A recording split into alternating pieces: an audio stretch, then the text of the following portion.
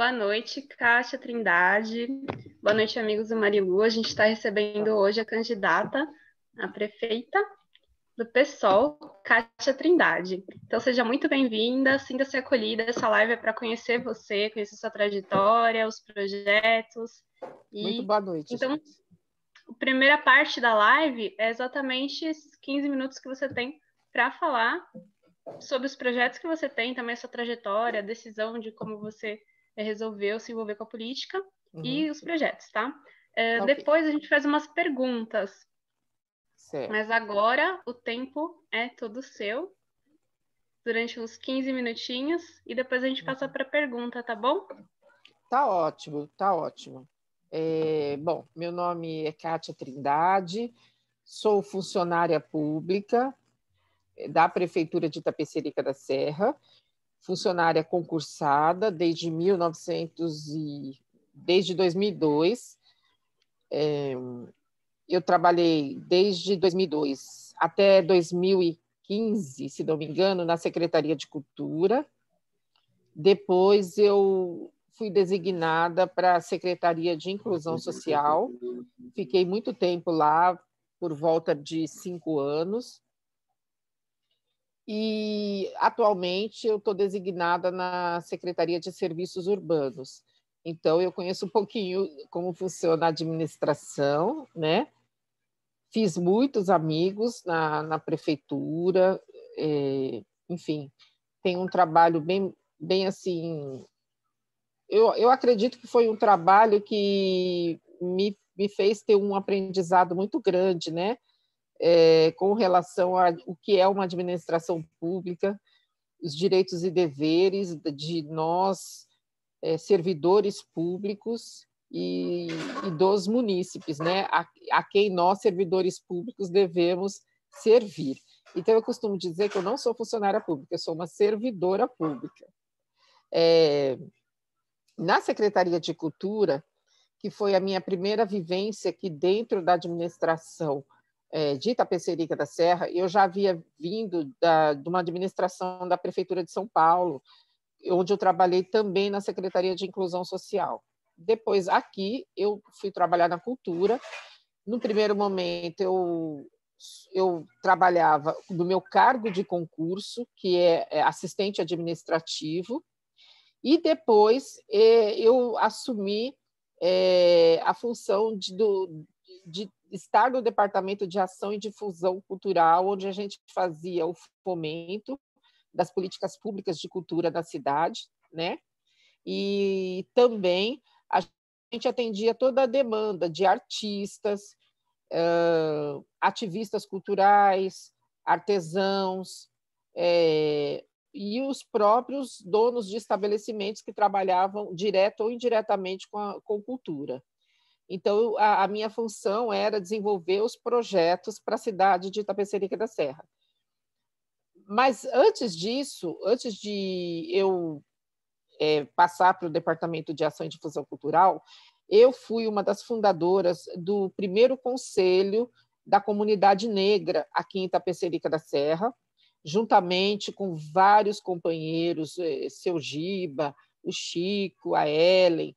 Então, nós tínhamos aqui, primeiramente, um movimento negro organizado, e depois nós conseguimos fundar, juntamente com os parceiros do Taboão da Serra, o Conselho da Comunidade Negra de Itapecerica da Serra, o primeiro conselho, que esse ano comemorou 13 anos de fundação desse primeiro conselho da comunidade negra aqui de Itapecerica da Serra, e foi um divisor de águas, né?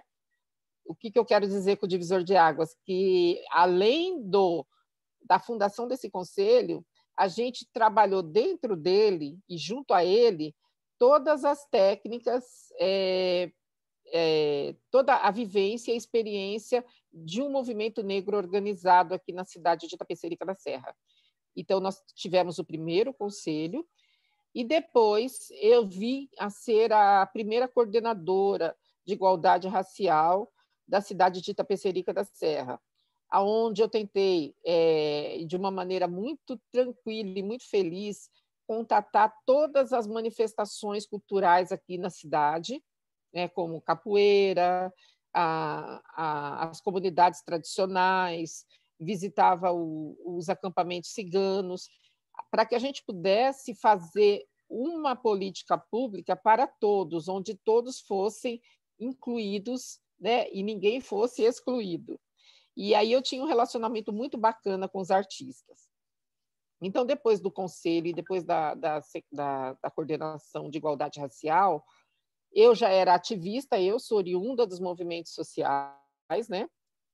Você está balançando. Eu sou oriunda dos movimentos sociais, então eu comecei a militar em São Paulo para depois vir militar aqui em Tapecerica da Serra. E também sou oriunda do movimento feminista negro de São Paulo e também faço um trabalho legal aqui no Fórum de Combate ao Racismo de Itapecerica da Serra, e hoje eu sou coordenadora municipal do MNU, Movimento Negro Unificado, e no caso, o Movimento Negro Unificado aqui, MNU, ele tem por volta de 80 membros e a gente trabalha essa questão das políticas públicas específicas para a população negra. E o meu trabalho de ativismo cultural, que não para nunca, né? Porque o meu ativismo cultural ele não depende da prefeitura, de eu estar ou não na cultura. Então, eu consigo fazer esse trabalho em qualquer... Eu escrevo os projetos para a Secretaria a Secretaria, no caso, do Estado de São Paulo, né, não aqui municipal, escrevo alguns projetos e a gente vai, assim, construindo várias parcerias e trazendo os projetos para a cidade.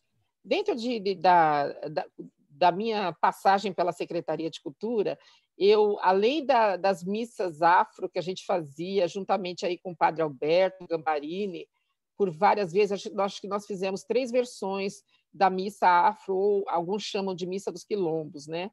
E foi maravilhoso, para mim foi uma experiência assim, edificante. E isso já dentro do Conselho do Negro. E depois nós fizemos a Semana da Cultura Japonesa, fizemos uma homenagem aos membros da cultura alemã. Então, eu tive assim, uma passagem muito interessante, de muito aprendizado pela Secretaria de Cultura. E depois da Secretaria de Cultura, eu saio por volta de 2015 e vou trabalhar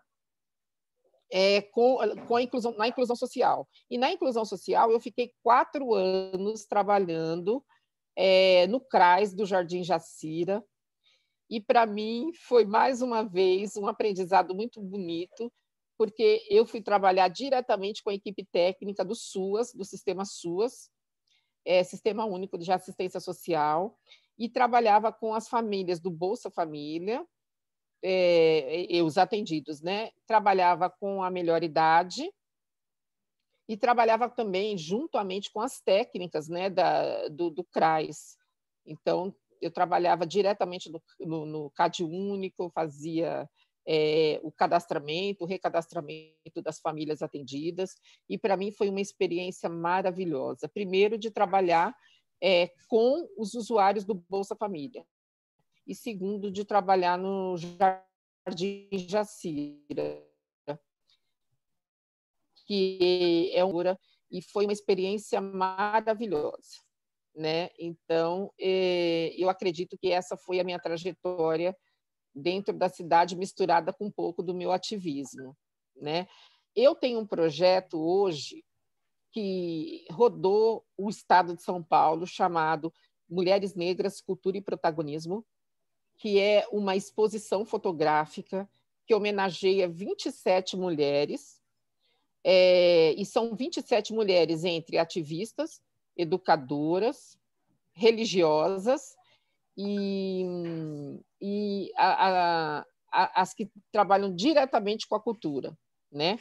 Desde coreógrafa,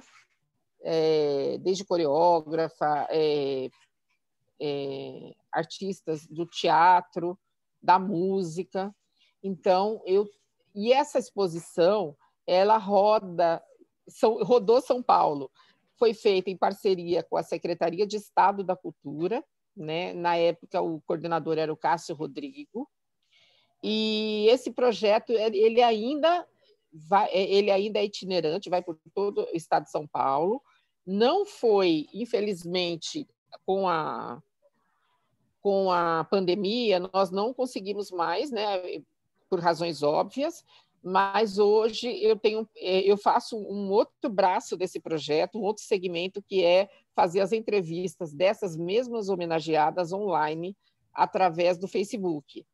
Então, o que esse projeto representou para mim foi exatamente isso. A gente criou, eu junto com o Celso Fonseca, que é o curador da exposição, nós fizemos uma ferramenta que, na verdade, é o que essa exposição é. Ela é uma ferramenta para se discutir racismo, feminismo, colorismo, né? Violência contra a mulher. Então, a partir desta exposição, a gente consegue levar para meninas e mulheres esses assuntos e discutir com eles, né? E com os meninos também, que é importante que eles participem desse projeto. Então, eu não sei se eu já falei tudo, mas basicamente Kátia. é isso. Bom, Kátia, Edgar, tudo bem? Prazer conhecê-la. Oi, Edgar. Muito prazer. Antes de iniciar as perguntas, eu queria parabenizar aí pela atitude, candidata a prefeita, mulher. Acho que na história a gente nunca teve uma prefeita mulher. Parabéns. Muito obrigada. Você comentou dos seus desafios até hoje, muitos desafios aí que você superou, né? É muito legal. Sim. Depois, se você puder mandar o seu link, aonde a gente pode visualizar todos esses trabalhos, é muito legal, a gente divulga também. Com certeza, posso mandar sim. Eu queria fazer uma pergunta, porque você comentou que hoje você é funcionário da prefeitura. Uhum. E os funcionários, há uma tendência de apoiar o atual governo, isso não só aqui, como no Brasil todo. Sim. Como se deu essa iniciativa de você ser candidata e ser, entre parênteses, uma concorrente do prefeito atual trabalhando na prefeitura? É algo meio diferente do normal, né? Uhum. Mas o que me moveu, né, foi o meu ativismo, né? Porque como eu já sou ativista, eu tenho essa questão da observância com o serviço público, como a gente tem que otimizar o serviço público, o que a gente pode entregar para o munícipe, né?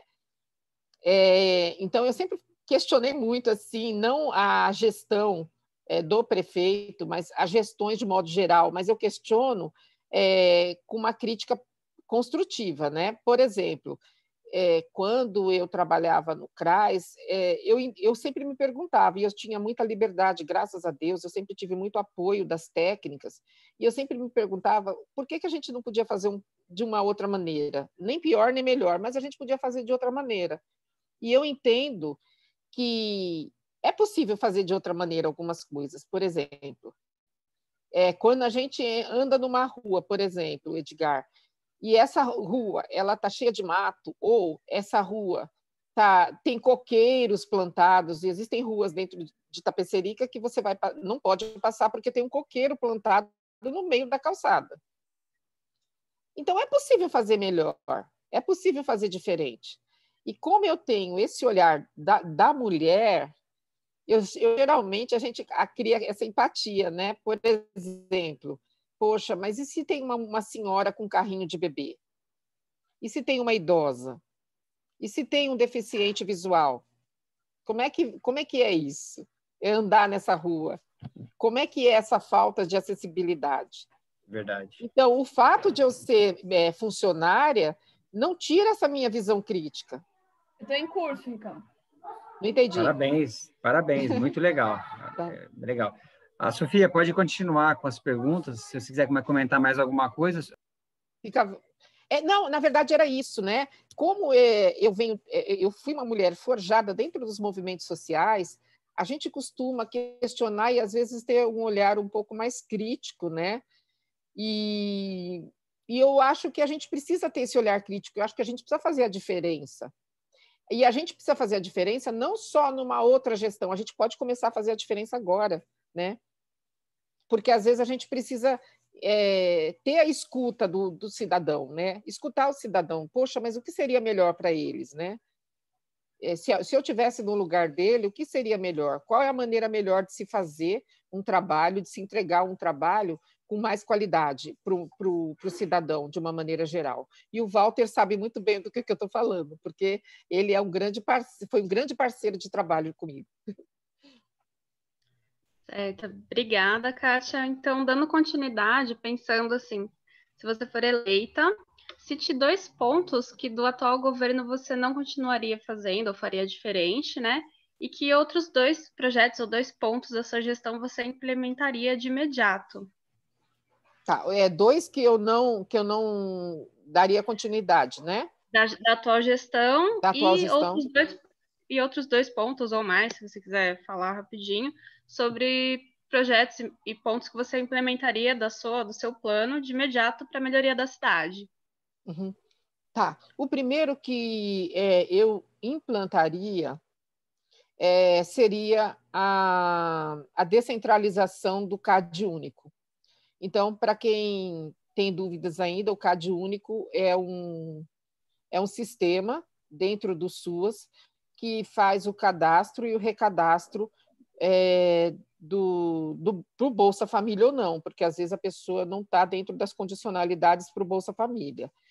E hoje, na minha época do CRAS, né, há 6 anos atrás, o cidadão que morava na região do Jacira, ele ia até o CRAS, próximo da sua casa, e lá ele fazia o seu cadastro e o seu recadastro. Hoje, é tudo centralizado no centro, aqui no centro, na Rua 13 de Maio. E eu não acho que isso seja uma ação inclusiva, eu acho que é bem exclusiva. Por quê? Porque quando você tem que se deslocar da sua casa até o centro da cidade, você está excluindo o cidadão. E por que eu estou dizendo isso? Porque nós estamos lidando com pessoas em situação de vulnerabilidade, em situação de pobreza e de extrema pobreza. Porque quem recebe o Bolsa Família, geralmente, ou ele está pobre ou ele é extremamente pobre. E o impacto que R$10 tem no bolso desse cidadão que já está em situação de vulnerabilidade para que ele possa fazer o seu cadastro ou o seu recadastro aqui no centro, lá do Jacira, estou dando o exemplo do Jacira, mas pode ser qualquer outro bairro, uma vez que o CAD único foi centralizado. Então, eu entendo que isso não atende às necessidades de inclusão social. O cidadão acaba sendo excluído porque nem sempre ele vai ter o dinheiro da condução para ir até lá ao centro. Se faltar algum documento, o cadastro não fecha, e aí ele tem que retornar para a casa dele e, no outro momento, se ele tiver dinheiro, ele consegue fazer o seu recadastro. Então, o primeiro ponto seria descentralizar o CAD único, ter um posto de atendimento próximo à casa do cidadão. Então, essa é a primeira questão. A segunda questão é a descentralização. Eu falo muito em questão de descentralização, dos espaços culturais, por exemplo. Então, hoje, nós temos os espaços culturais do Parque Paraíso, do Jardim Jacira e do Valo Velho. Então, e o restante dos municípios, como é que fica? E dos bairros, como é que fica? Então, por exemplo, se eu moro no Montesano e quero fazer uma oficina de violão, de canto coral, de dança contemporânea, de orquestra de câmara, eu tenho que me deslocar e gastar 2 conduções para chegar até o espaço cultural do Parque Paraíso, ou não. De repente, é uma condução, dependendo de onde o cidadão mora. Mas era importante a descentralização, para que o seu filho, jovem, o idoso, a criança, possa ter acesso a bens culturais, mas que esteja próximo à sua cidade, ao seu bairro, para que você não precise fazer um grande deslocamento para ter acesso às oficinas. E nós temos uma outra questão, nós temos uma biblioteca na cidade. E existem, me parece, 2 bibliotecas ramais, uma no Jacira e a outra, acho que no Parque Paraíso. É pouca biblioteca. Nós precisamos ampliar o acesso das crianças, dos jovens e dos adultos às bibliotecas, né? O sistema de biblioteca, por exemplo, ele demanda uma bibliotecária por biblioteca. Nós temos uma com 2 ramais. Então, para para o número da população que existe em Itapecerica, o acesso é muito aquém do número da população, porque nós temos 109 bairros. Nós temos 109 bairros. Bom, eu ia falar uma outra questão que eu não daria continuidade, mas como são só duas, é melhor que, né, eu pare por aqui. Então, o que eu implantaria seria novas unidades básicas de saúde, também próximos à casa do cidadão, porque se nós temos 109 bairros, nós temos somente 12 unidades básicas de saúde. A unidade básica de saúde, ela tem uma importância primordial, porque ela é porta de entrada do sistema SUS. Então, é como se fosse um filtro, né? Então, a partir do contato com o cidadão através da atenção primária, é que nós conseguimos avaliar qual é a política pública de saúde que a gente vai desenvolver aqui na cidade. E se nós temos somente 12 unidades básicas de saúde para 109 bairros, existem pessoas que estão sem o acesso a essas unidades básicas. Então, a ideia era descentralizar, implantar outras unidades básicas de saúde para fazer uma peneira, para fazer um serviço de filtragem da demanda na cidade de Itapecerica da Serra e poder atender melhor o munícipe. Então, nós temos também a média complexidade e a alta complexidade, que são os hospitais. Mas eu entendo ainda que a gente deve investir na atenção primária. Obrigada, Kátia. Eu acho que eu respondi, né? Sim, a gente tem mais umas perguntinhas e uns 10 minutinhos ainda. Vou fazer um comentário aqui que a Rita colocou. Uma candidatura feminina nessa atual conjuntura política em Itapecerica da Serra é repensar as políticas públicas para a população e para as mulheres, tendo em vista a violência crescente contra as mulheres. Então, parabéns mesmo pela sua candidatura, né, representando as mulheres. E eu vou Muito passar para a obrigada, próxima Rita. pergunta. Um abraço, Rita. Vou passar para a próxima pergunta, que é o Mário. Boa noite, Kátia. Novamente, ficamos muito felizes de ter mais uma mulher, assim como as mulheres estão se identificando no mundo como boas administradoras. Muito legal, viu? Kátia, me diga uma coisa. Numa cidade como Itapecerica, que é 100% manancial, tá? E o que você teria para gerar emprego, pagar essa conta administrativa nossa, que é tremenda na prefeitura, né? Sim. Como você pretende gerar emprego? Uhum. Então, Mário, nós estamos numa área de manancial, nós precisamos entender que o nosso modelo de desenvolvimento econômico não pode ser o modelo de Taboão da Serra, não pode ser o modelo de São Paulo. Então, qual é a saída para gerar emprego e renda para a cidade? Um dos pilares do plano de governo do PSOL é a valorização do turismo na cidade. Para mim, é o pilar principal para a geração de emprego e renda, sem que a gente precise provocar o desmatamento, né? Então, nós temos 3 pontos importantes e fortes que a gente defende na questão do turismo. O primeiro é o ecoturismo. Por quê? Porque nós temos uma mata atlântica preservada, né? Nós temos uma fauna e uma flora que também está preservada e a gente precisa dar continuidade nesse projeto de preservação.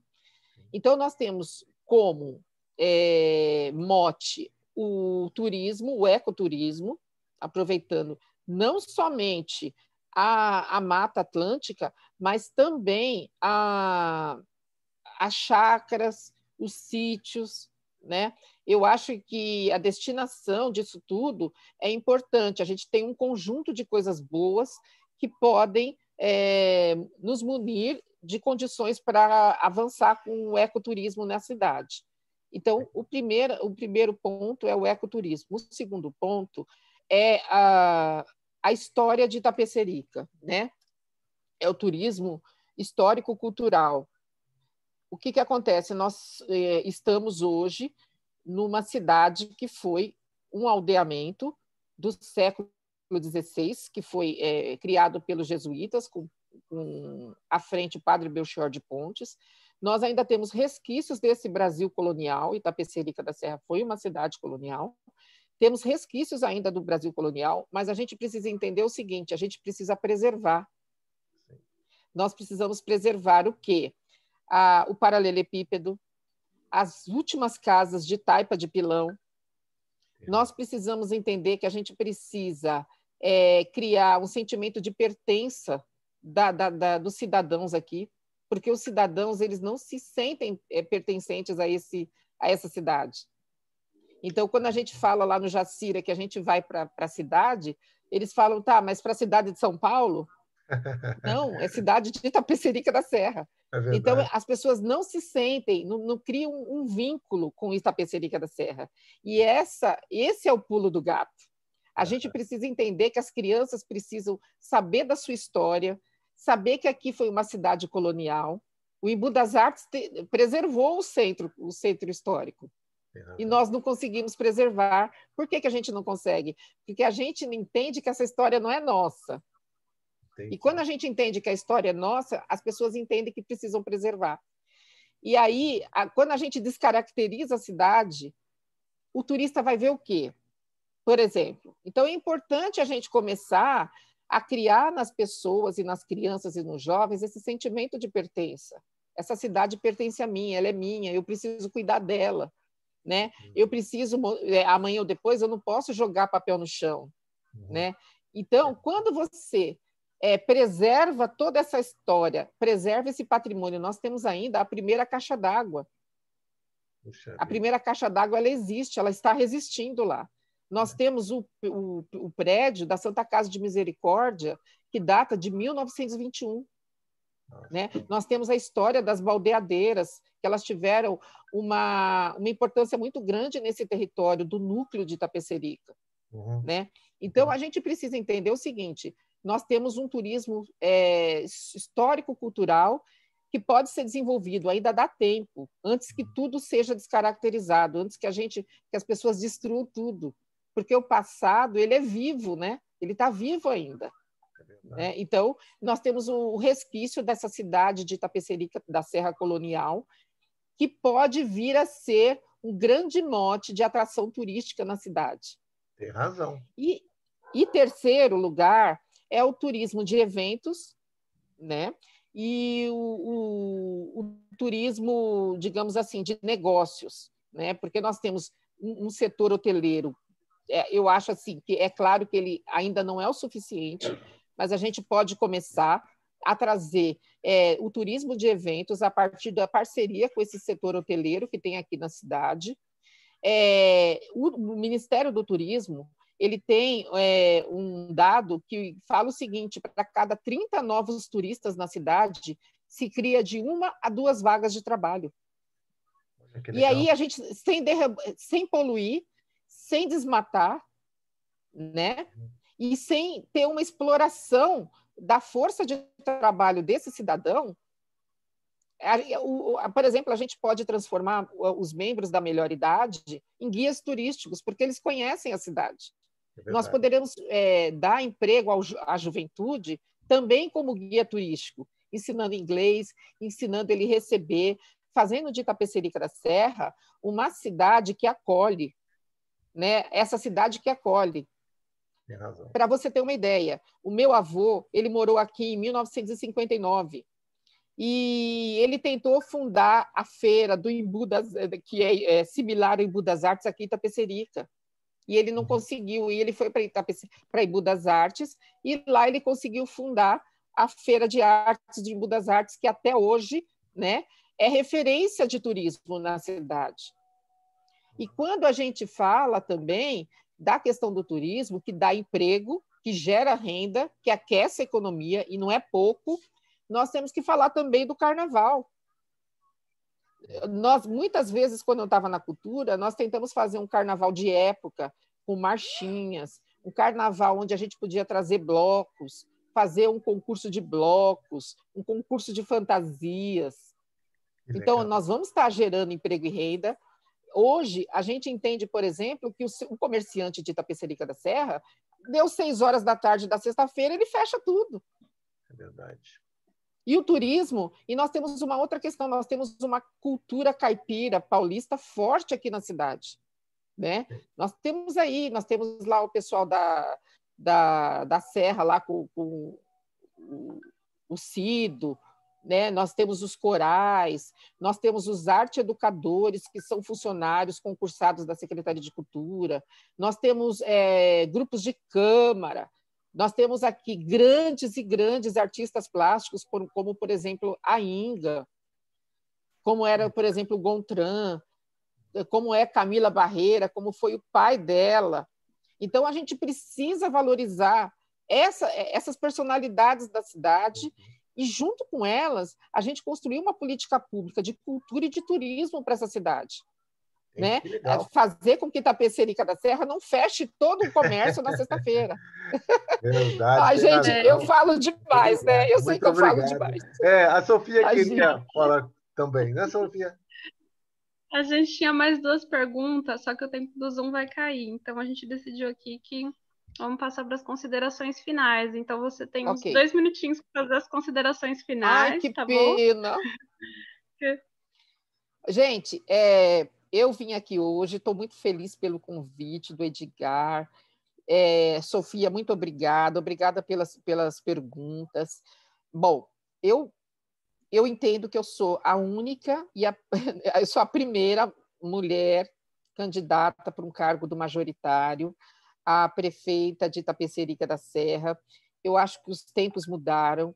Nós temos hoje que ter a nossa bandeira de uma mulher à frente de um cargo de tamanha responsabilidade e transformar essa cidade numa cidade mais que acolhe, uma cidade mais verde, uma cidade onde nós não sejamos mais uma cidade dormitório e que tenha emprego para as pessoas, que tenha arte, que tenha cultura, que tenha turismo, mas que também tenha uma educação que atende, né, à demanda da população.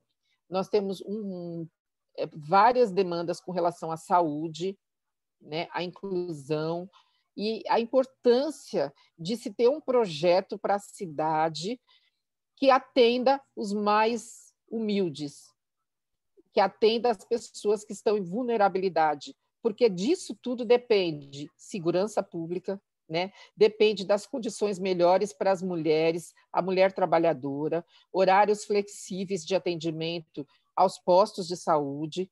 Então, tudo isso, uma coisa, ela depende da outra, é um círculo virtuoso. A gente precisa pensar no outro, uma cidade de pessoas, uma cidade que acolhe, uma cidade mais democrática, menos centralizadora, né? E a importância de se ter uma mulher à frente com um pensamento para essa comunidade, pensar no coletivo, a importância de se pensar no coletivo. Então, eu peço a vocês que pensem direitinho com relação aos votos. O meu número é 50, o meu partido é o PSOL e meu nome é Kátia Trindade. Muito obrigada. Obrigada pelo convite, viu, gente?